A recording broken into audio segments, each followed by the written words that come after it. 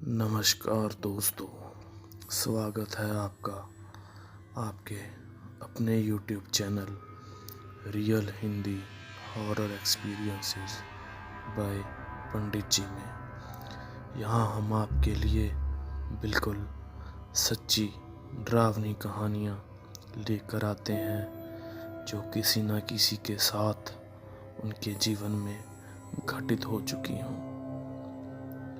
भूत प्रेत, आत्मा, रूह, ये सब होते हैं या नहीं, ये एक बहुत बड़ी बहस का मुद्दा है। काफ़ी लोग इसे मानते हैं जिन्होंने कभी खुद या उनके किसी अपने ने कोई डरावना अनुभव किया हो, वो तो इस बात को मानते हैं, और कई लोग इसको मजाक की या झूठी बात समझते हैं। लेकिन क्या हो जब कोई एक या दो इंसान नहीं बल्कि दो देश किसी आत्मा को मानते हों और उन देशों की फौज ने किसी आत्मा को महसूस किया हो कि सीमा पे कोई आत्मा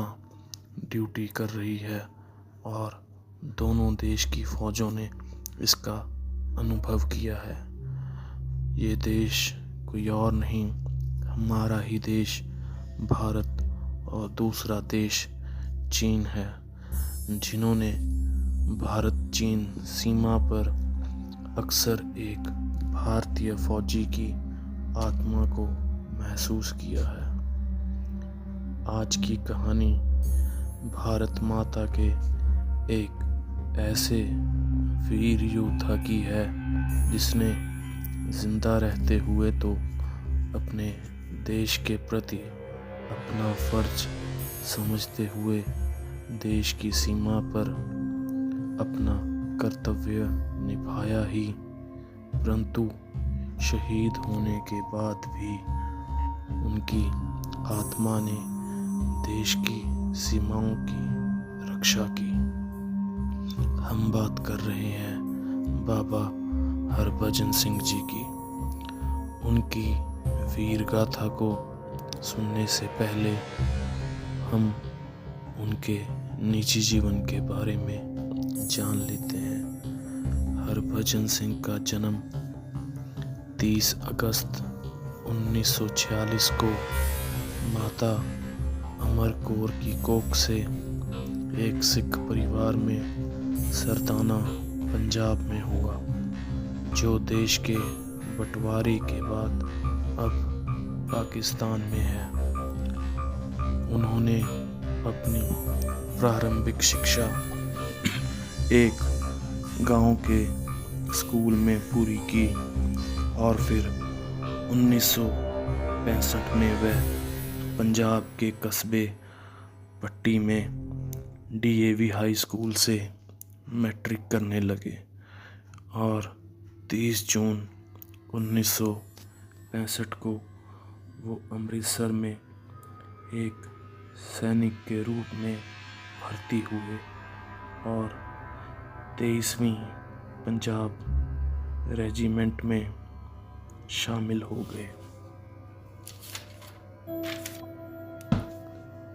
1968 हरभजन सिंह को अभी फौज में भर्ती हुए 2.5-3 साल ही हुए थे, और उनकी तैनाती भारत के पूर्वी सिक्किम में नथुला क्षेत्र में थी।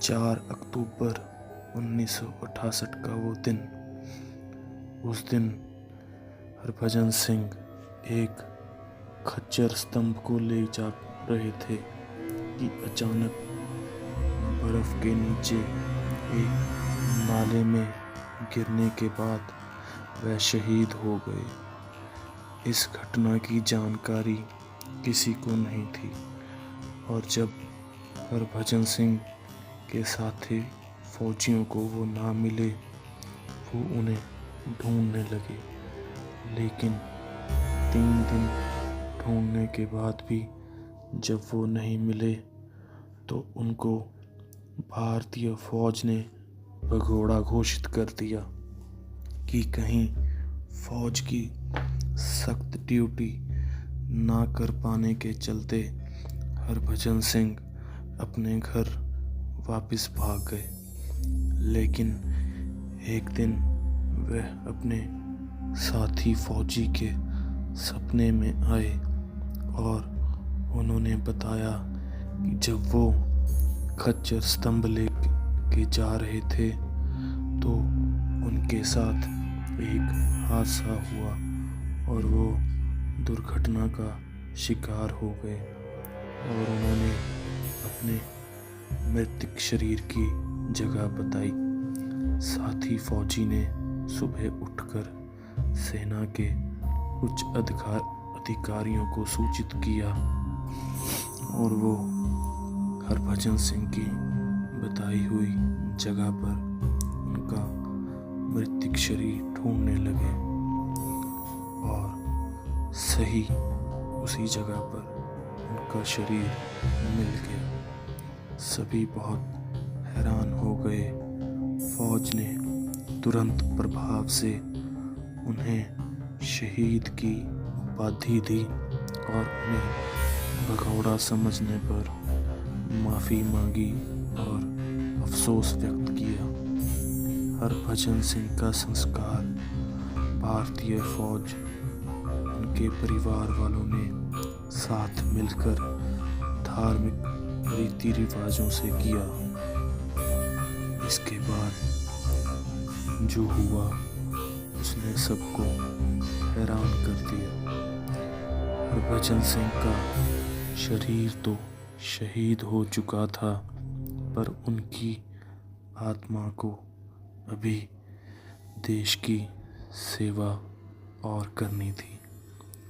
केवल भारतीय फौज ही नहीं, चीन की फौज ने भी महसूस किया कि कोई भारतीय सैनिक रात को सफ़ेद कपड़ों में भारत चीन सीमा पर आता है।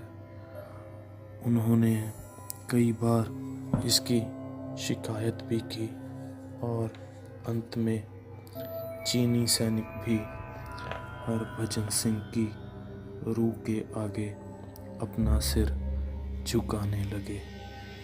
कहा जाता है कि हरभजन सिंह भारतीय सैनिकों के सपने में आकर उन्हें दुश्मन की योजना बताते और ऐसे ही कई बार उन्होंने अपने देश को हमलों से बचाया। मरने के बाद भी अपने देश की ऐसे ही वो सेवा करते रहे।